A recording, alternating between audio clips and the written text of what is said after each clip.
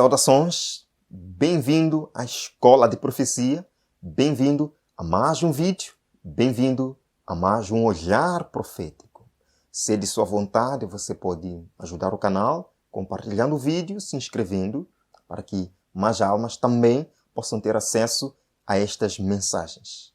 Que Deus possa o abençoar. Hoje nós vamos ter um tema fascinante, um tema revelador, um tema também emocionante no bom sentido, emocionante no bom sentido. Por isso vamos convidar aqui a presença do Espírito Santo para que possa nos dirigir. Obrigado, Jesus, porque estamos aqui mais uma vez neste lugar para estudar a sua palavra. Buscamos a direção, a iluminação do Espírito Santo para que possa nos conduzir em toda a verdade. E que ao terminarmos possamos levantar os olhos para o alto e dizermos aleluia. Ora vem, Senhor Jesus. Esta é a nossa grande esperança. Manifesta, Senhor, sua presença em nós, dia após dia. Oramos no teu doce nome. Amém. Amém. O nosso tema é benefícios da lei dominical. E alguém logo pode dizer, não é possível. Irmão, né? Benefícios da lei dominical. Afinal, a lei dominical tem benefícios. Não é uma coisa triste, não é uma coisa terrível. Sabe, amados irmãos, e esta é culpa minha também, reconheço. Muitas vezes nós tratamos o assunto da lei dominical como algo terrível, como algo repugnante, o que faz com que as nossas igrejas não tenham o desejo de estudar um pouquinho mais sobre o assunto. Muitas vezes trazemos o assunto como algo, de fato, terrível. Mas, eu digo, existem vantagens da lei dominical. Eu vou mostrar aqui, através da Bíblia, 4 episódios em que o povo de Deus teve que enfrentar uma crise semelhante. E Deus saiu vitorioso. O povo de Deus saiu mais purificado, amados irmãos. Sim, eu digo, existem vantagens de uma lei dominical nos nossos dias. Eu digo mais uma vez, a lei dominical não é uma coisa tão má assim. Não é não. Não é uma coisa tão má. Quero começar lendo aqui uma passagem do Espírito de Profecia, Testemunhos Seletos, volume 3, página 392. Você pode anotar. Ellen White diz o seguinte para nós. O amor de Deus à sua igreja é o quê? É infinito. Incessante é seu cuidado de sua herança. Ele não permite que aflição humana alguma sobrevenha à igreja, senão unicamente a que é necessária para sua purificação, seu bem presente e eterno. Está claro? Deus não pode permitir que aflições venham à igreja sem um objetivo com isso. Queridos, estamos estudando na lição da escola sabatina deste trimestre os crisóis. A lei dominical é um crisol que virá para purificar o povo de Deus antes da eternidade, que vem para purificar, e veremos lá quase no final, que a lei dominical vai trazer muitas vantagens. Primeiro, purificando, refinando a experiência do povo de Deus e, acima de tudo, ajudando na proclamação da última mensagem. É verdade. Portanto, amados irmãos, falar de lei dominical não entra em nenhuma contradição com a missão que temos de pregar o Evangelho, não entra em nenhuma contradição com o convite que nos é dado agora de buscarmos o Espírito Santo. Não vejo contradição nenhuma, porque a lei dominical vai ajudar na pregação do Evangelho, vai também fortalecer o povo de Deus para passar os momentos mais difíceis lá quase no final. Percebido? Agora vamos aos 4 episódios bíblicos em que o povo de Deus teve que enfrentar leis de adoração. Qual foi a reação do povo de Deus nesses momentos? E o que aconteceu como resultado da reação do povo de Deus? Venha comigo para este estudo fascinante. Vamos primeiro para o livro de Esther. Esther, capítulo número 3. Esther, capítulo 3, versos número 2, 5, 6 e 8. Vejamos, amados irmãos, o que aconteceu aqui. Verso número 2. E todos os servos do rei que estavam à porta do rei se inclinavam e se prostravam perante Amã. Quem é Amã? Um homem. Portanto, vemos aqui uma lei humana, um decreto humano, que de certa forma não, que verdadeiramente, com toda certeza, quebrava a lei de Deus. Continua. Porque assim tinha ordenado o rei acerca dele, porém Mardoqueu, que era judeu, não se inclinava nem se prostrava. Verso número 5. Vendo, pois, Amã, que Mardoqueu se não inclinava nem se prostrava diante dele, Amã se encheu de furor. Em todos os casos, amados irmãos, nós vemos o furor que esses homens têm contra aqueles que são fiéis à lei de Deus. E todos aqueles que quiserem obedecer à lei de Deus sentirão o poder opressivo desses homens. Vamos ao verso número 6. Porém, Amã, em seus olhos, teve um pouco o pôr as mãos só em Mardoqueu. Teve que atacar o povo todo. Teve que atacar todo o povo judeu. O que foi que ele disse? Foi ter com o rei Assuero, inventando mentiras. É dito. E Amã disse ao rei Assuero: existe espalhado e dividido entre os povos, em todas as províncias do teu reino, um povo, escute bem, um povo cujas leis são diferentes das leis de todos os povos e que não cumpre as leis do rei, pelo que não convém ao rei deixá-lo ficar. O que estava em jogo aqui? O que estava em jogo? A lei.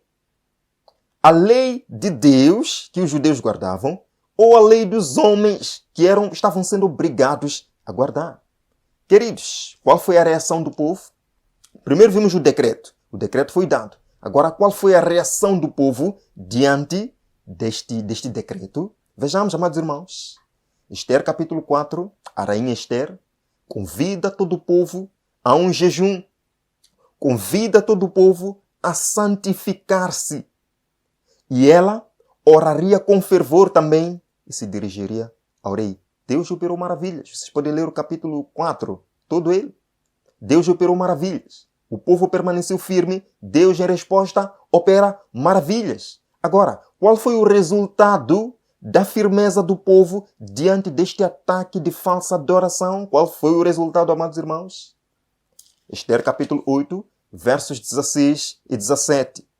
Verso 16 nos diz: e para os judeus houve luz, e alegria, e gozo, e honra. Como é que é possível, em meio a um decreto de morte, entre o povo haver alegria, e gozo, e honra, queridos irmãos? Verso número 17, a segunda parte. Muitos entre os povos da terra se fizeram judeus, porque o temor dos judeus tinha caído sobre eles. Queridos, quando o povo de Deus é fiel, em meio à crise, Deus sai glorificado. Muitos se converteram por ver a firmeza e a fidelidade do povo. Vamos a outro episódio, amados irmãos, Daniel capítulo 3, venha comigo aqui, verso número 4. E o arauto apregoava em alta voz: ordena-se a vós, ó povos, nações de gente de todas as línguas. Quando ouvirdes o som da música, vocês devem se prostrar e adorareis a imagem de ouro que o rei Nabucodonosor tem levantado. Aí saiu o decreto. O decreto de falsa adoração. 3 jovens permaneceram em pé. Disseram: não, nós não podemos fazer isso, porque a lei de Deus proíbe isso. O que aconteceu? Levaram esses homens para o rei. O rei deu a eles uma proposta e eles disseram: não podemos fazer isso. Nós somos servos fiéis de Jeová. Amados, eles foram lançados na fornalha de fogo. Mas Deus miraculosamente se manifesta e poupa a vida desses 3 jovens fiéis. Qual foi o resultado da firmeza desses jovens em meio a este conflito de adoração? Vamos, Daniel, capítulo 3, versos 28 e 29. Falou Nabucodonosor e disse: bendito seja o Deus de Sadraque, Mesaque e Abednego. Queridos, bendito seja. Verso 29. Por mim, pois, é feito um decreto. Agora vejam que decreto foi esse. É feito um decreto pelo qual todo o povo, nação e língua que disser blasfêmia contra o Deus de Sadraque, Mesaque e Abednego seja despedaçado. A sorte foi virada, porque o povo permaneceu fiel. Vamos mais um exemplo, amados irmãos. Daniel capítulo 6, verso número 5. Então estes homens disseram: nunca acharemos ocasião contra este Daniel, se não a procurarmos contra ele aonde? Na lei do seu Deus. Queridos, estão percebendo que até aqui o que está envolvido, o que está em jogo aqui na falsa adoração é a lei de Deus ou a lei dos homens?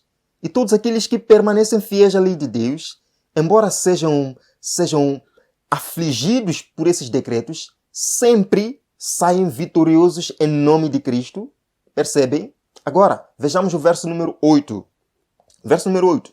Agora, pois, o rei confirma o édito e assina a escritura para que não seja mudada conforme a lei dos medos e dos persas, que se não pode revogar. Foram pegar Daniel, porque ele permaneceu adorando o verdadeiro Deus. Levaram ele para a cova dos leões. Qual foi o resultado da firmeza desse servo de Deus? Qual foi o resultado? Vamos, amados irmãos. Daniel, capítulo 6, verso número 26, é dito: da minha parte, é o rei que está dizendo agora, da minha parte é feito um decreto, de novo, um decreto, pelo qual em todo o domínio do meu reino, os homens tremam e temam perante o Deus de Daniel. Queridos irmãos, está aqui. No momento de crise, quando o povo de Deus permanece firme, embora seja afligido pela provação, o povo de Deus sairá vitorioso. Deus sairá sempre glorificado. Amados, vamos para o último episódio. Lá, no Novo Testamento, livro de Atos. Atos capítulo 8 e o verso número 3. Atos capítulo 8 e verso número 3 é dito: e Saulo assolava a igreja, entrando pelas casas e arrastando homens e mulheres, os encerrava na prisão. Aqui está.